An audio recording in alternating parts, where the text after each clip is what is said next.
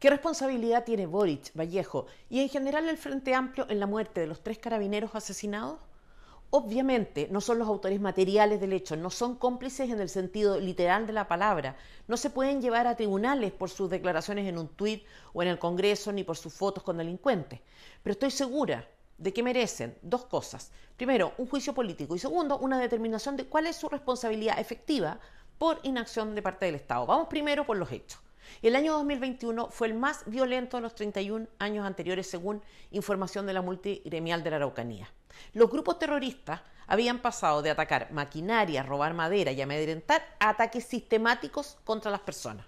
Ese año hubo en promedio 5 hechos de violencia al día. Fue en ese contexto que el 12 de octubre del 2021 Piñera decretó por primera vez el estado de emergencia en la Araucanía y 2 provincias del Biobío.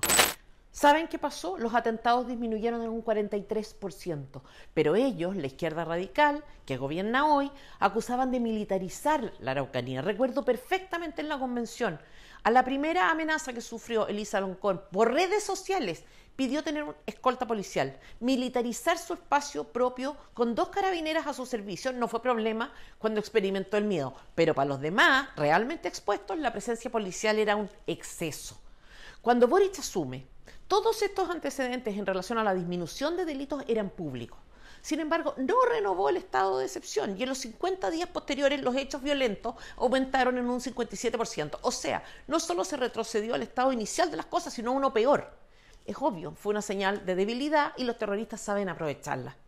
Lo grave de esto es que Boric no asumió el gobierno, por ejemplo, después de décadas de estado de excepción vigente en la macrozona sur, en cuyo caso uno podría considerar atendible la idea de probar una idea distinta, una salida diferente al conflicto. No, estamos hablando de una medida que se había tomado solo 5 meses antes de que él mismo llegara al poder y que estaba teniendo resultados positivos, evidentes, medidos en cifras. Mi primera pregunta es, ¿quién responde por todo lo que pasó en esos 50 días? La mayor parte de nosotros tiene índices de los delitos ocurridos en ese lapso de tiempo, números, pero detrás de cada uno de ellos hay personas que perdieron cosas, que perdieron a alguien de su familia, que transitaron asustadas por el lugar donde vivían. En mayo del 2022, a Boric no le queda más que hacer lo que durante años dijo que no se debía hacer, decretar estado de emergencia. De hecho, hasta octubre del año pasado tenía 500 días de vigencia y 32 prórrogas. Pero autocrítica ninguna. Obviamente con el estado de emergencia no basta, porque como decía Pablo Urquizar, ex coordinador nacional de seguridad de la macrozona sur, cuando el Estado actúa frente al delincuente común, el delincuente se inhibe. Sin embargo, cuando el Estado actúa frente al delincuente terrorista, este reacciona. Es verdad y es lo que vemos. Por otra parte, piensen ustedes que el estado de emergencia solo habilita a restringir las libertades de locomoción y de reunión. O sea, esto ayuda a jugar por los datos, pero solo con aquellas personas que respetan la ley y en aquellos lugares donde impera el Estado de Derecho. O sea, ¿qué clase de restricciones son estas cuando se deben aplicar a criminales que controlan territorio, roban, matan y tienen armamento de guerra? Acá hay un grupo en guerra con los chilenos y con el Estado de Chile y tenemos a políticos enfrentándolos como si fueran un grupo de interés más, un grupo de activistas entre muchos otros. En la guerra, las herramientas que funcionan son las propias de una guerra. Guerra contra los activistas del indigenismo, guerra contra el narco, guerra a muerte. Pero eso no se puede hacer sin fuerza, sin uso de armas de guerra, no antidisturbios, sin tanques, sin muerte. Esa es la realidad que enfrentamos y es la realidad que tenemos gracias a que nuestros políticos les han dado libertad, sostén ideológico y les han permitido crecer a niveles que hoy hacen imposible enfrentarlos de manera pacífica. Todos los expertos han coincidido, además, en que era urgente una nueva ley de inteligencia. Estuvo 5 años en el Congreso hasta 2023 en el mismo trámite constitucional y en la misma comisión. Una nueva ley antiterrorista sin urgencia hasta el 2023 y una ley de usurpaciones que estuvo con veto del gobierno. Tiempo valioso perdido. ¿Cómo creen ustedes que enfrentó Perú el caso del Sendero Luminoso? Al principio, las autoridades pensaron que se trataba de un movimiento relativamente inocuo e incluso benigno, tipo causa mapuche. Miren qué linda la cosmovisión. La misma estupidez cuya explicación está en la ignorancia y en la frivolidad. Después, el Estado peruano se equivocó porque las Fuerzas Armadas no tenían idea del enemigo que estaban enfrentando, lo que llevó a que cometieran excesos y ataques a población campesina inocente. ¿Y saben cómo fue que empezó a resultar la represión del Partido Comunista llamado Sendero Luminoso? Porque era comunista, el grupo terrorista de que hablamos. se organizaron rondas campesinas con apoyo de las Fuerzas Armadas y del gobierno. Exactamente lo contrario que se hace acá, pensando que desarmando a la población las cosas mejoran. De hecho, lo que tenemos acá es a la ministra del Interior diciendo esto. Lo más importante es regular de una forma razonable la legítima defensa para que no se transforme en ley de la selva. Las autoridades no tienen derecho a restringir la legítima defensa de los ciudadanos honestos y menos todavía en circunstancias tales que el Estado no hace lo que debe. Después, Perú hizo un esfuerzo serio en materia de inteligencia. Hubo inspectores policiales disfrazados, incluso de recogedores de basura, que permitieron tener la certeza de la ubicación de Abigail Guzmán, el líder principal de la organización criminal. En la basura se encontraron varias medicinas para el tratamiento de la psoriasis, enfermedad que se sabía que padecía Guzmán. También se les dio a las rondas campesinas un estatus legal, se llamaron comités de autodefensa. El ejército peruano les entregó armas y entrenamiento militar. Según los datos del gobierno, existieron 7.226 comités de autodefensa en todo el país. ¿Esto es gratis? No, implica muertes. El problema es que no hay otra forma de enfrentar al que está dispuesto a matar para imponerse. Y eso es el crimen organizado, ya sea en su versión comercial narco o en su versión política con careta de causa mapuche. Pero Boric se da el lujo de suspender la medida mínima que era el estado de emergencia y además de acotarla. Yo tengo la más plena convicción de que esto no resuelve el problema. Y por eso nosotros lo que hicimos fue decretar un estado de excepción acotado a las carreteras para asegurar el libre tránsito y garantizar la seguridad de ese libre tránsito. O sea, garantizar la seguridad, pero solo de las carreteras. ¿Qué clase de elitismo es este?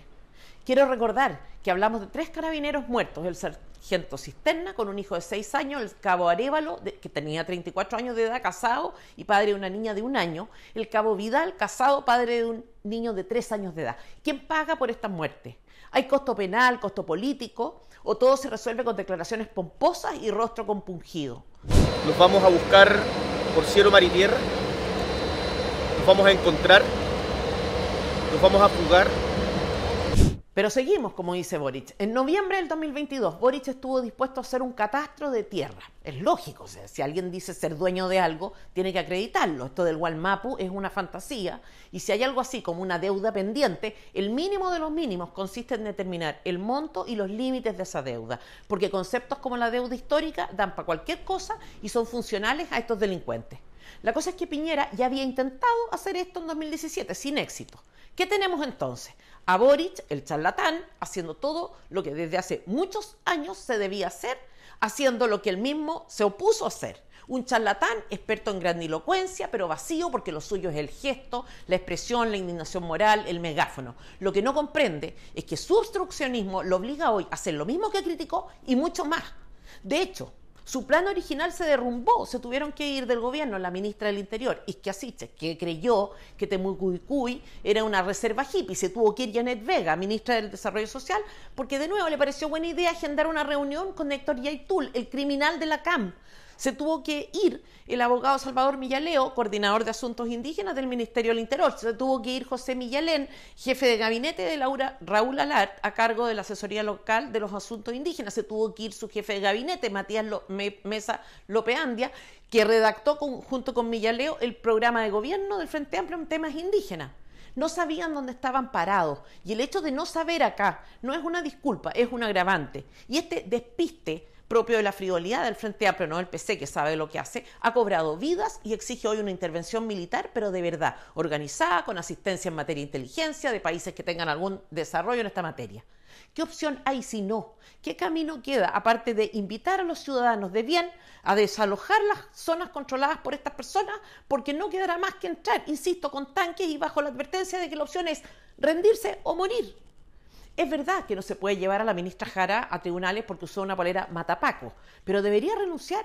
Lo mismo Vallejo, Cariola y muchos más, porque esto de celebrar la violencia no es marginal en política. Seguramente no son, en sentido estricto, culpables o cómplices directos de la matanza de Carabineros, pero son responsables de haber mentido, no una vez, sino muchas en relación a Carabineros, tanto respecto de la institución en general como de algunos casos en particular. Son responsables también de haber obstruido iniciativas orientadas a darle más seguridad, de haber confundido a las personas. La baja en la aprobación de Carabineros del 2019 tuvo que ver con eso, con un relato amplificado por ellos que las personas menos politizadas creyeron. Yo no soy abogado, pero me cuesta creer que no haya acción posible en relación a estas conductas. Por de pronto creo que justifican una acusación constitucional.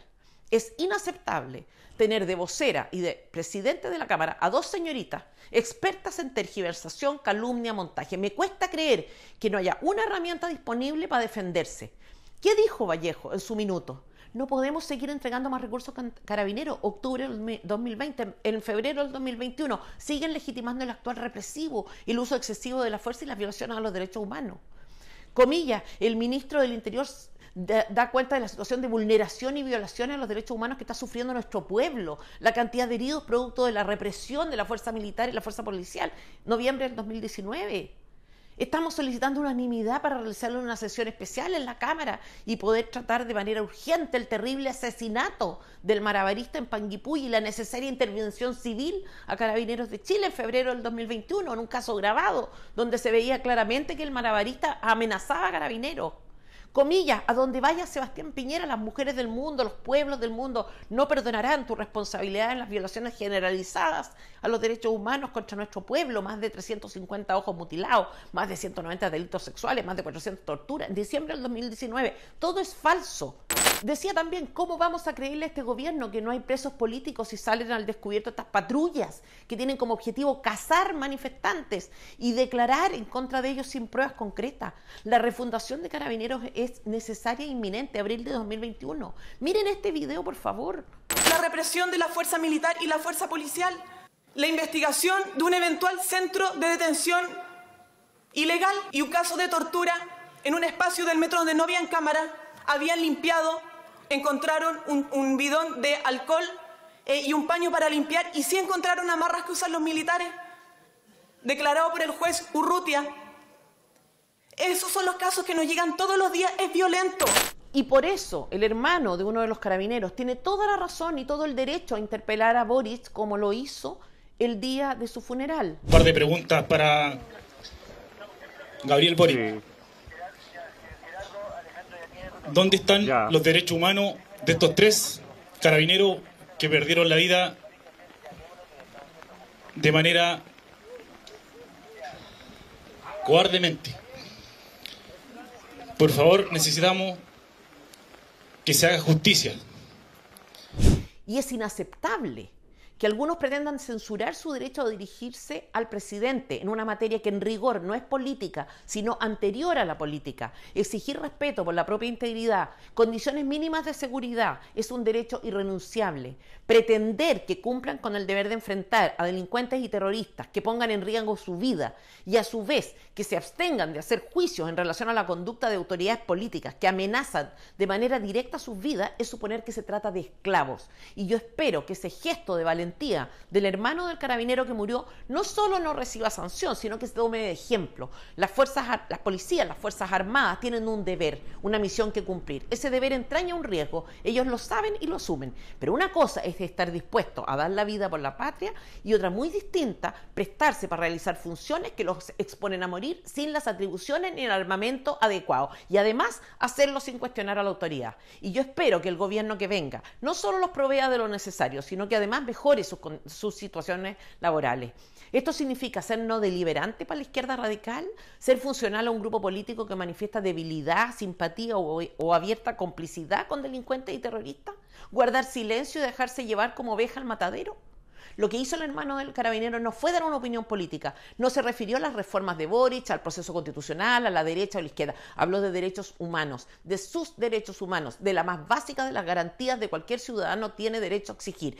Y el que piense lo contrario, que no se atreva a hablar de derechos humanos, de condiciones de trabajo, de abusos, de explotación, porque no se me ocurre una explotación mayor que esta.